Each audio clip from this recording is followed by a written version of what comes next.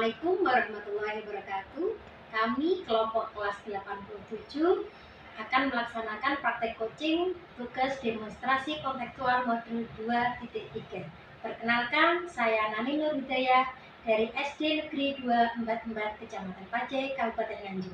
Sebelah saya Bapak Teguh Aris Munandar dari SD Negeri 6 Klodan, Kecamatan Ngetos, Kabupaten Nganjuk. Dan yang ketiga, Bapak Misbahul Anam dari SD N2 Joho, Kecamatan Pacé, Kabupaten Nganjuk. Selamat menyaksikan.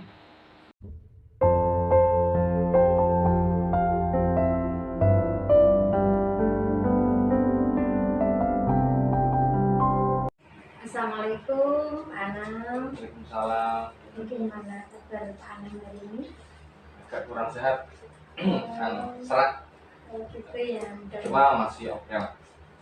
Mudah-mudahan cepat sehat ya Pak ya. Amin. Kita akan mempraktekkan coaching hari ini bersama teman-teman. Sebelumnya ada beberapa pertanyaan yang akan saya tanyakan kepada pendengar. Yang pertama, kira-kira rubrik penilaian apa yang akan dilakukan Pak Anam pada saat proses kegiatan coaching hari ini? Kemarin terima kasih. Kemarin sudah saya pelajari kaitannya dengan proses coaching, tentang rubrik penilaiannya juga sudah saya baca-baca kaitannya dengan prinsip dan kompetensi isi, dan insya Allah sudah siap lah, sudah siap, tinggal pelaksanaan saja nanti. Seringkali kan setiap 100% pelaksanaan mental down juga agak kurang maksimal ya, mudah-mudahan nanti bisa maksimal. Ya, baik, mudah-mudahan kita bisa melaksanakan dengan maksimal ya Pak ya. Kemudian yang kedua, kompetensi apa yang akan dikembangkan Pak Anam saat proses coaching bersama coach Bapak? Terkait kompetensi yang akan dikembangkan ketika coaching nanti, saya kok cenderung ke pertanyaan yang berbobot itu ya, karena bagaimana kemudian permasalahan itu bisa kita selesaikan itu tergantung pertanyaan-pertanyaan yang kita sampaikan ataupun yang kita lakukan kepada coaching. Ketika pertanyaan-pertanyaan kita kurang mengena terhadap permasalahan, otomatis nanti hasilnya juga kurang maksimal. Maka kompetensi yang saya angan-angankan yang kemudian saya garis bawahi betul itu tentang pertanyaan yang berbobot. Memang kehadiran penuh juga penting, kemudian satunya kehadiran penuh, pertanyaan berbobot, dan satunya mendengarkan aktif juga penting. Tapi kalau saya itu benar yang pertanyaan yang berbobot itu. Oh iya, baik. Jadi kompetensi yang akan Bapak kembangkan adalah pertanyaan yang berbobot kepada coach panjenengan ya. Nah, baik, kalau yang ketiga ini ya, sebagai coach apa saja yang akan dengan observasi dari coaching hari ini? Ya, akan saya observasi tentu permasalahan-permasalahan coaching. Permasalahan coaching yang selama ini menjadi kegelisahan coaching akan mencoba saya gali. Sebenarnya permasalahan itu apa? Terkadang itu kita punya masalah, tapi kita tidak tahu sumber permasalahan. Jadi permasalahan itu kan timbul karena permasalahan. Nah, itu yang kemudian kita akan gali adalah permasalahan inti atau sumber permasalahan. Jadi sumber dari permasalahan tersebut yang akan dengan observasi gitu. Terus yang selanjutnya, indikator apa yang akan Bapak capai pada proses coaching hari ini? Indikatornya tentu nanti coach akan merasa sadar bahwa kemudian permasalahan itu bukan untuk kemudian menjadi beban, tapi permasalahan itu menjadi pemicu proses kreativitas bagi kita sebagai seorang guru untuk terus melakukan proses-proses kreatif untuk pembelajaran yang lebih baik. Saya pikir itu, jadi nanti indikator keberhasilan coaching kita nanti akan menumbuhkan kesadaran coach untuk kemudian memahamkan bahwa permasalahan adalah adalah sumber kreativitas, karena kreativitas muncul dari permasalahan-permasalahan yang ada. Jadi bisa mencari solusi sendiri gitu ya Pak ya, untuk solusinya. Baik, saya rasa ini aja beberapa pertanyaan yang akan saya tanyakan. Mudah-mudahan nanti pelaksanaan coaching berjalan dengan lancar ya Pak ya. Oke, terima kasih. Assalamualaikum warahmatullahi wabarakatuh. Waalaikumsalam warahmatullahi wabarakatuh.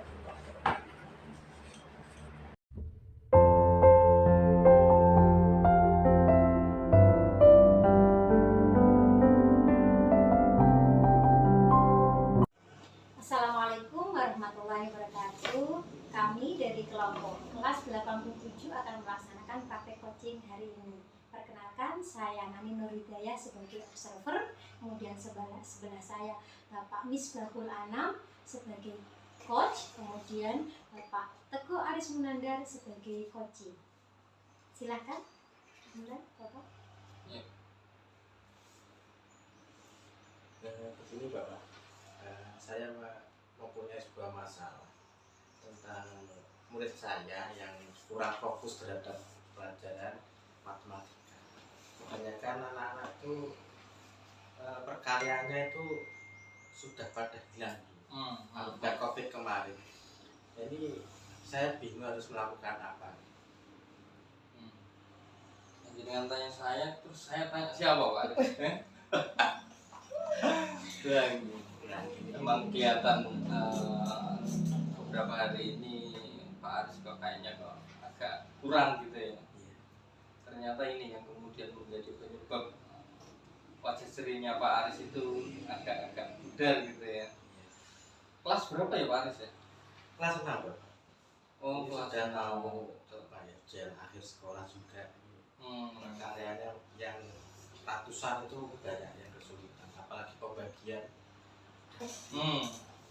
Mbah baik kan?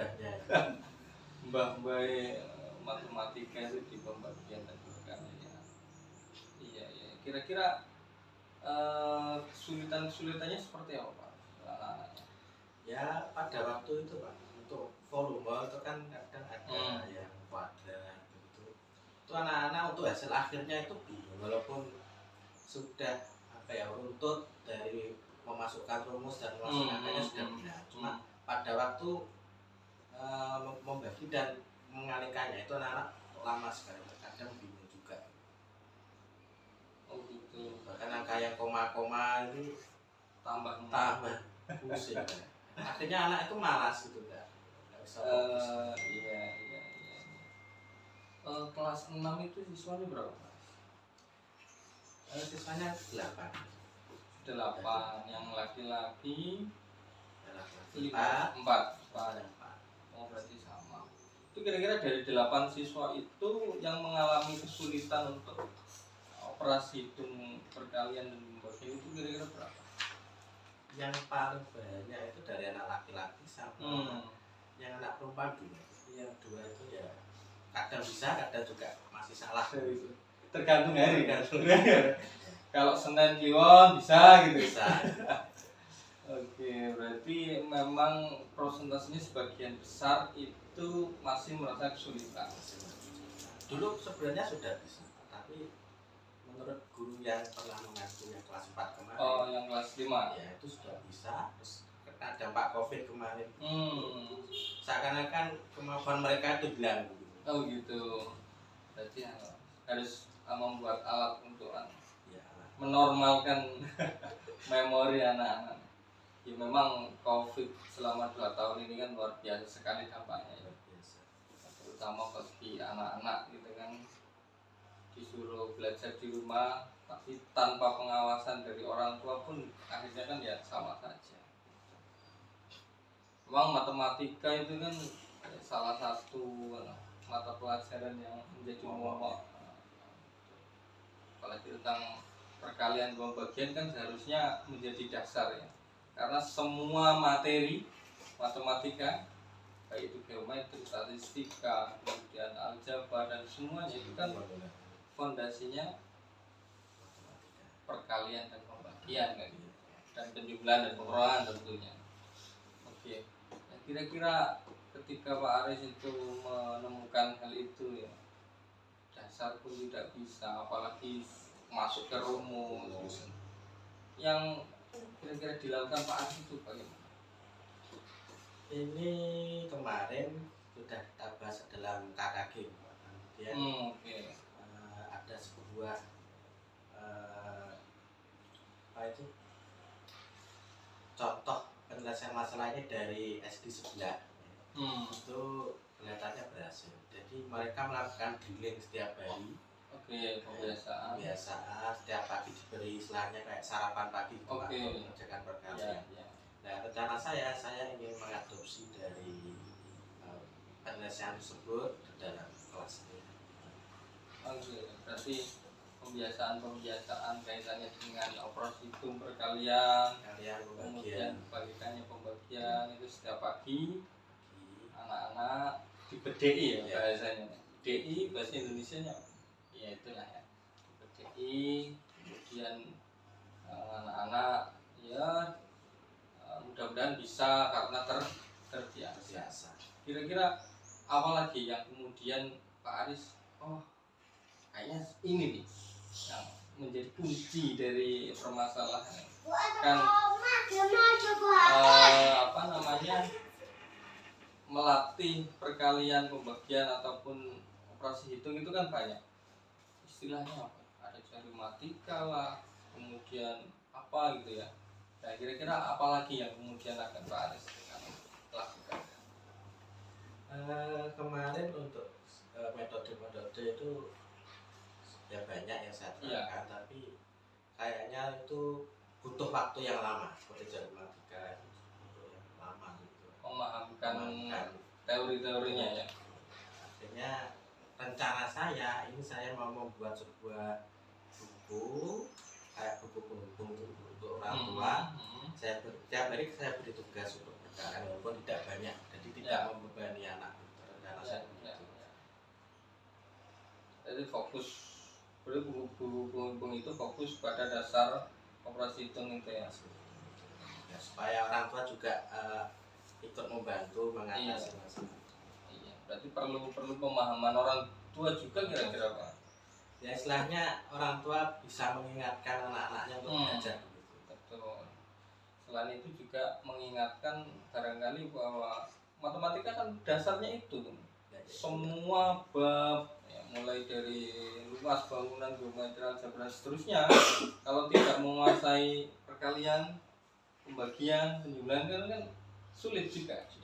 Nah itu barangkali perlu dipahamkan kepada orang tua apa tidak itu Pak.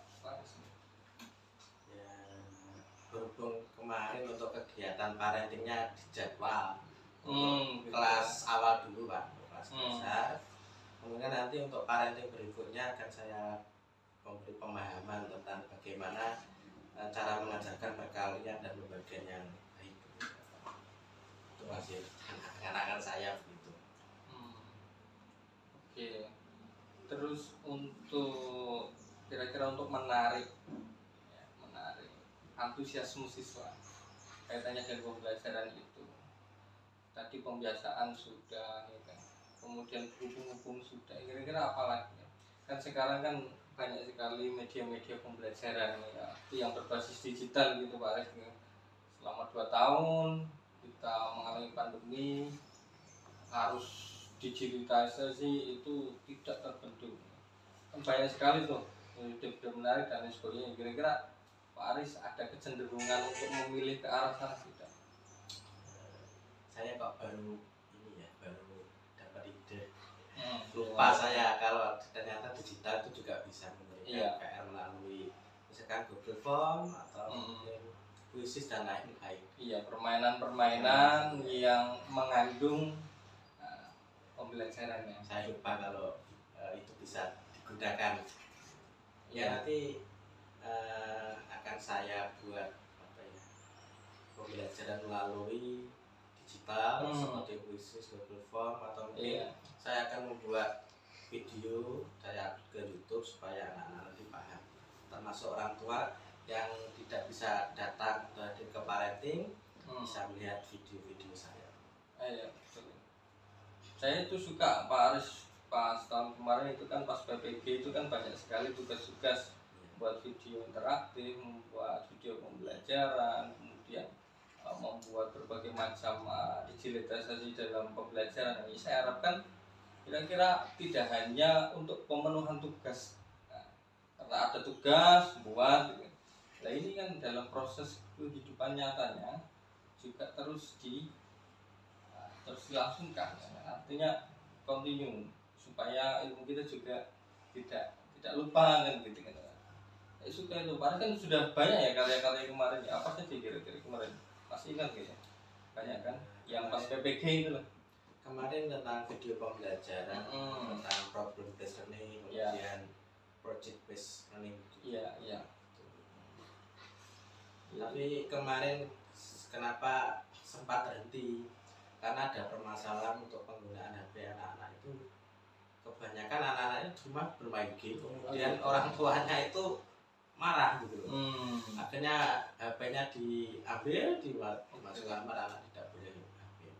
Yang kedua, yang anak-anak yang istilahnya ya menggunakan HP secara positif itu, HP-nya ada rusak, ada yang terjatuh, gitu. Akhirnya saya sempat berhenti. Ya nanti ini mungkin saya data lagi, HP-nya sudah bisa diminta apa tidak, apakah anak-anak itu sudah bisa atau mempunyai HP. Barangkali berarti ada jadwalnya, dikomunikasi dengan orang tua mungkin lah ya. Artinya jam 6 sore sampai jam setengah 8 itu sudah pasti dilakukan pembelajaran Bapak Ibu. Tapi di luar jam itu saya pastikan tidak ada pembelajaran dari saya. Boleh untuk diambil ataupun boleh untuk gitu. Jadi orang tua paham, oh ini jadwalnya anak-anak bersama Pak Aris, ataupun sudah ada tugas dari Pak Aris ini jam sekian. Di luar itu bukan tanggung jawab. Itu juga mungkin bisa dilakukan untuk menghindari ya kan, menghindari kehilangan trust, kepercayaan terhadap anak dalam menggunakan gadget untuk pembelajaran. Jadi kira-kira rencana-rencananya apa saja tadi Pak Aris untuk menyelesaikan itu operasi itu anak-anak yang masih rendah? Yang pertama saya akan melakukan drilling Pak. Iya, pembiasaan di sekolah. Yang kedua saya memberikan buku penghubung kepada wali murid. Kemudian juga saya akan mengadakan parenting tentang bagaimana cara mengajarkan perkalian pembagian agar penyuluhan yang banyak koma-koma. Dan yang terakhir saya ingin menggunakan peralatan digital dalam pembelajaran perkalian dan pembagian. Banyak sekali diranti untuk menyelesaikan masalah. Kira-kira kapan akan dieksekusi? Kira-kira kok segera? Harus segera karena mau mendekati ujian juga. Iya. Pada minggu depan saya sudah laksanakan itu. Untuk drilling mulai besok sudah bisa karena tidak perlu persiapan ya. Kemudian untuk parenting saya usahakan minggu depan juga. Kemudian besok juga saya sudah membuat video-video atau tugas-tugas dalam bentuk digital. Bagus sekali itu Pak Aris ya. Memang kan menjadi tanggung jawab kita sebagai pengajar untuk kemudian memahamkan anak-anak, terutama dalam hal operasi perhitungan dasar matematika. Ya nanti biar nggak kasihan di SMP-nya. SMP kan materinya tambah lama tambah sulit. Memang benar anak-anak itu tidak perlu lah ahli matematika semuanya, cuma ini kan dasar. Ini kan dasar. Kalau anak-anak nggak suka aljabar, nggak suka geometri nggak masalah, tapi dasar penjumlahan, pengurangan, perkalian, pembagian itu menjadi tanggung jawab kita untuk memahamkan mereka kan gitu. Kira-kira ada lagi yang perlu kita diskusikan? Saya rasa cukup Bapak. Ini tadi memang yang untuk pembelajaran digital itu saya belum ada ide tertentu, karena kemarin memang HP anak-anak itu ya itu ada yang disetor orang tuanya, ada yang rusak. Ini saya mau mendata lagi. ini saya minta doa restunya Pak. Semoga langkah-langkah ini bisa membuat anak-anak bisa paham tentang perkarya kemudian. Saling mendoakan terus. Saya juga mudah-mudahan bisa menjalankan tugasnya dengan baik, dengan segala keterbatasan gitu kan. Saling mengingatkan. Nanti juga kayaknya minggu depan saya ingin ngobrol-ngobrol banyak sama Pak Ari. Siap Pak. Tapi nanti saja. Gitu oke ya, sudah cukup. Ya, terima kasih Pak. Oke. Ampun.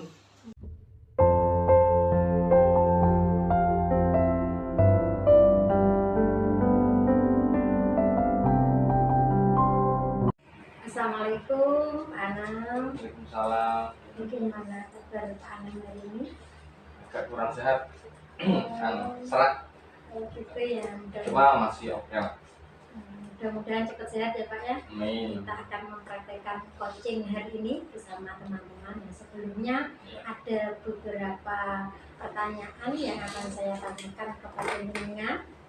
Yang pertama, kira-kira rubrik penilaian apa yang akan dilakukan Pak Anam pada saat proses kegiatan coaching hari ini? Ya, kemarin terima kasih. Kemarin sudah saya pelajari kaitannya dengan proses coaching, tentang rubrik penilaiannya juga sudah saya baca-baca kaitannya dengan prinsip dan kompetisi isi, dan insya Allah sudah siap lah, sudah siap, tinggal pelaksanaan saja nanti. Seringkali kan setiap 100% pelaksanaan mental down juga agak kurang maksimal ya, mudah-mudahan nanti bisa. Ya, baik, mudah-mudahan kita bisa melaksanakan Ya. dengan maksimal ya Pak ya. Kemudian yang kedua, kompetensi apa yang akan dikembangkan Pak Anam saat proses coaching bersama coach Pak?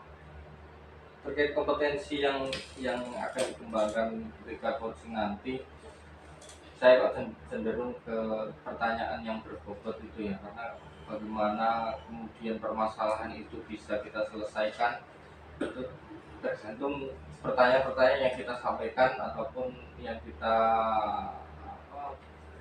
lakukan kepada coaching. Ketika pertanyaan-pertanyaan kita kurang mengena terhadap permasalahan, otomatis nanti hasilnya juga kurang maksimal. Maka kompetensi yang saya angan-angankan yang kemudian saya garis bawahi betul itu tentang pertanyaan yang berbobot. Memang kehadiran penuh juga penting, kemudian satunya kehadiran penuh, pertanyaan berbobot, dan satunya mendengarkan aktif juga penting. Tapi kalau saya itu member yang pertanyaan yang berbobot itu. Oh iya, baik. Jadi kompetensi yang akan Bapak kembangkan adalah pertanyaan yang berbobot kepada coach panjenengan ya. Nah, baik, kalau yang ketiga ini ya, sebagai coach apa saja yang akan dengan observasi dari coaching hari ini? Ya, akan saya observasi tentu permasalahan-permasalahan coaching. Permasalahan-permasalahan coaching yang selama ini menjadi kegelisahan coaching akan mencoba saya gali. Sebenarnya permasalahan itu apa? Terkadang itu kita punya masalah, tapi kita tidak tahu sumber permasalahan. Jadi permasalahan itu kan timbul karena permasalahan-permasalahan. Nah, itu yang kemudian kita akan gali adalah permasalahan inti atau sumber permasalahan. Jadi sumber dari permasalahan tersebut yang akan dengan observasi gitu. Terus yang selanjutnya, indikator apa yang akan Bapak capai pada proses coaching hari ini?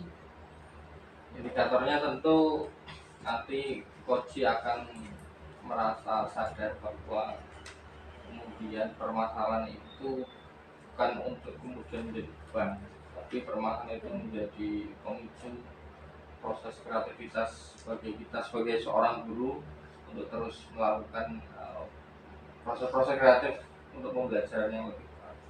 Saya pikir itu, jadi nanti indikator keberhasilan coaching kita nanti akan menumbuhkan kesadaran coach untuk kemudian memahamkan bahwa permasalahan adalah sumber kreativitas, karena kreativitas muncul dari permasalahan yang ada. jadi bisa mencari solusi sendiri gitu ya Pak ya, untuk solusinya. Baik, saya rasa ini aja beberapa pertanyaan yang akan saya tanyakan. Mudah-mudahan nanti pelaksanaan coaching berjalan dengan lancar ya Pak ya. Oke, terima kasih. Assalamualaikum warahmatullahi wabarakatuh. Waalaikumsalam warahmatullahi wabarakatuh.